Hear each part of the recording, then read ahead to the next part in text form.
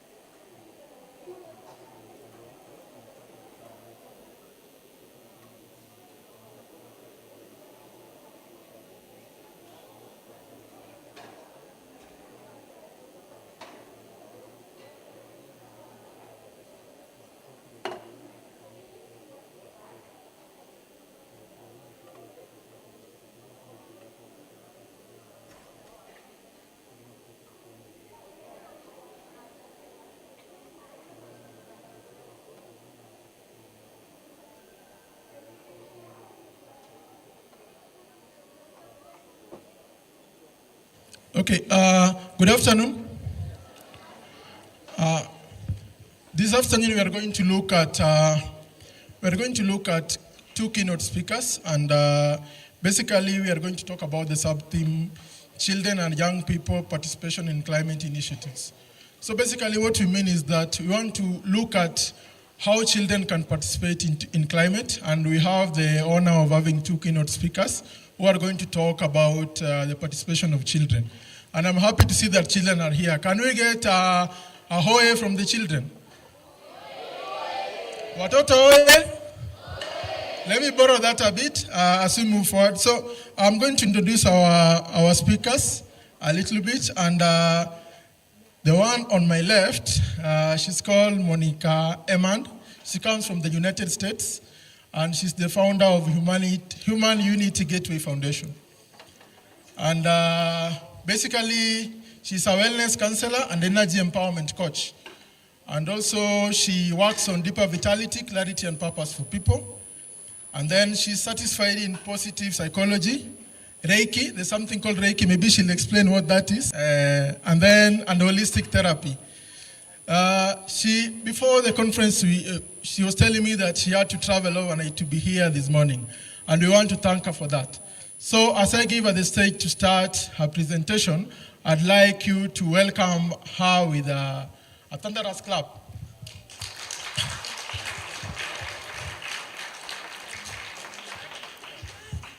Hi guys, I'm so excited that you're all back. I was worried that my teens wouldn't be back to see me, and I'm here primarily for you. Of course for everyone else too, but at heart I'm a teenager, so I wanted to make sure that I saw you in the audience. So as I said, my name is Moni, and I want to tell you a little story. So I grew up in communist Poland, in Krakow, which was pretty harsh when I was a kid. We didn't have food, everything was rationed, and we lived in fear all the time because the communist rule was pretty strict. And my dad enforced this in our house by telling me that, he was telling me two things. He said, number one, fish and children have no voice. because I like to talk a lot. So he would shush me up that way. And he always said, okay, you don't talk, you have nothing to say. And second thing he would say to me, when I still wouldn't stop talking, he would say, did you know that every human has a specific amount of words that they could say and then they die? That's what he would tell me when I was 5 and 6 and 7, when I had a million questions, when I was trying to discover the world. So I learned to be quiet. I learned to be very shy. I was very shy because of it. I didn't speak to people. And I basically forgot that I had a voice. And then my parents took me to the United States when I was 11. And I didn't speak a word of English, not one word. And I went to a Catholic, all Catholic school, and my principal was Sister Redempta. She was very, very harsh, and she had a ruler, and every time we didn't know, she would beat us with this ruler. So that was another reinforcement of don't speak in my life. So basically, went from being super scared to speak one. Oh, I don't know what's happening with our mic.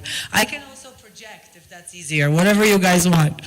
And then I went, in my teenager years, I couldn't speak to anyone because I didn't know the language. So I was silenced for most of my kid years. I really didn't have a voice. It was unimaginable to me that I could be speaking on stage one day and share my life with you and my knowledge, because I was paralyzed by public speaking.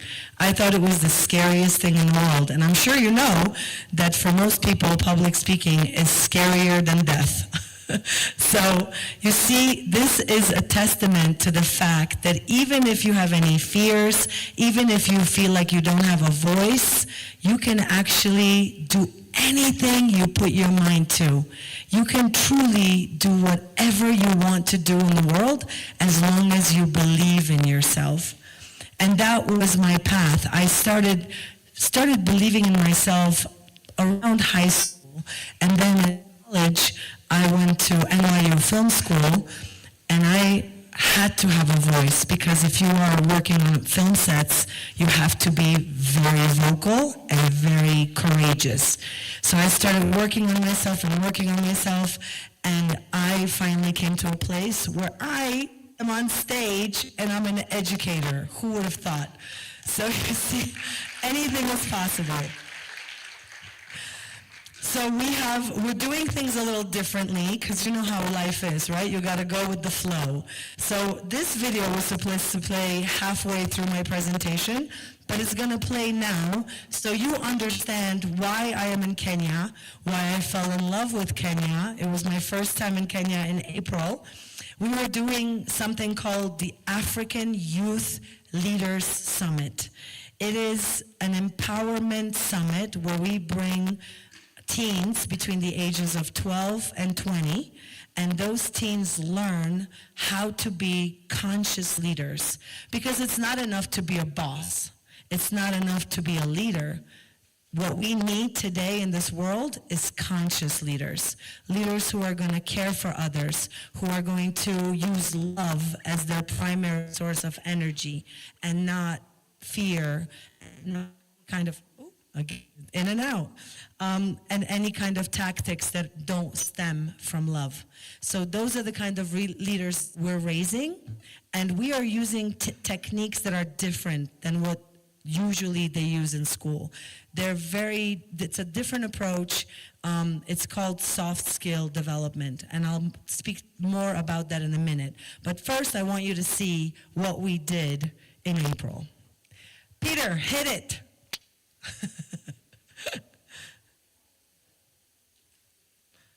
Oh, there he is. He popped up.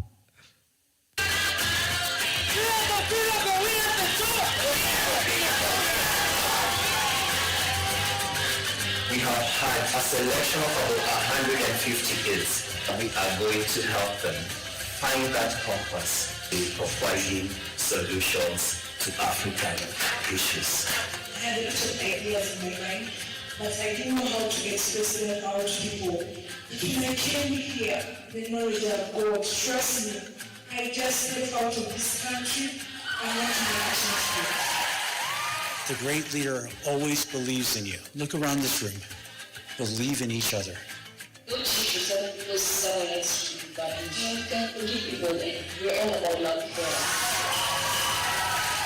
I don't know the joyness of having your biological parent, but what I've learned is that us as leaders, it doesn't matter what you've passed through, those are past. So I'm going to focus on the goals, and I want to become a governor in our county and help those children who are orphaned as I.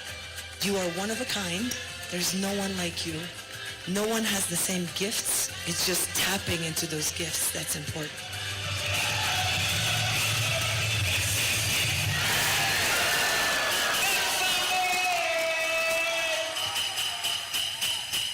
All right, that was what we did. What do you guys think? Did it look exciting? Oh, it's starting again. Yes, I hope that many of you join.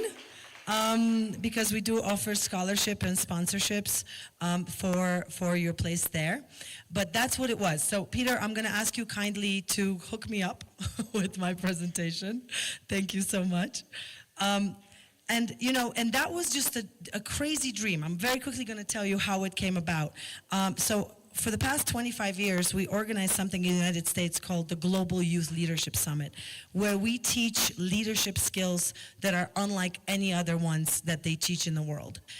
Because we go after the mindset. Mindset is very important in what we teach.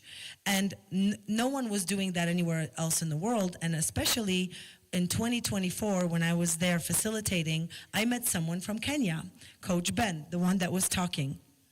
And Coach Ben said to me, I tried to bring 20 kids from Kenya to learn these skills from the US, but only one of them got a visa out of 20 kids. 19 were rejected. And he said it's a crushing situation for us because we can't learn this. And he said, it is my absolute dream to bring this to Africa and to do an African Youth Leadership Summit. And I started educating myself on Africa, and he told me that was his dream. I said, Benson, we're doing it. And he said, you're crazy. And I said, you know what? You have to be a little crazy to do big things in the world. So it was okay. We're going to do it. And it took us 8 months, and we made the first ever African Youth Leaders Summit, and it was a huge success, and we have so much that happened, so many ripple effects of good that happened since. So let me see if we're here. Oh yeah, we're here. Okay, so this is me. Yeah, this is just me. So basically what we focus on, and I need my glasses for this. Even though I'm a teenager at heart, I need those. What we focus on is we focus on young adults because we find that between the ages of 12 and 20, that's kind of the sweet spot of where you guys start to form your identity. When the parents are no longer just everything in your life, where you start wondering, like, what's this world all about? And when you start identifying with some I am phrases, and once you decide something like, I am a leader, I am courageous, I am an inspiration to others, I am enough, I am loved, all those things become you. And when you operate from a place of identity, from becoming that, then nothing will stop you. Nothing will ever stop you if you identify as that. The reason why we're focusing on Africa is because we truly believe that Africa is the place where if we get this continent right, the rest of the world will reap the benefits of that. You have the youngest population of all the continents. There's the youngest population out here. So that's who we need to focus on. And out of all the continents, you have the most resources. So guess what? Pouring our love and affection and knowledge into you will have huge benefits all over the world. That's why Africa is so important. So that's why we focus on the mindset and the psychology. Those are called soft skills. So world business leaders believe that 80% of your success lies in those soft skills, and only 20% are in the hard skills. That's what they teach us in schools. So only 20% of what you learn actually focuses on your success. And as you know, I'm sure you know this statistic, it's pretty horrible, but this statistic is that 80% of Kenyan graduates from college do not do the work that they were studying to do. They have to pivot, and they have to come up with other things to do anyway. And I know how difficult it is to finish a degree in this country. I know how hard you guys work to finish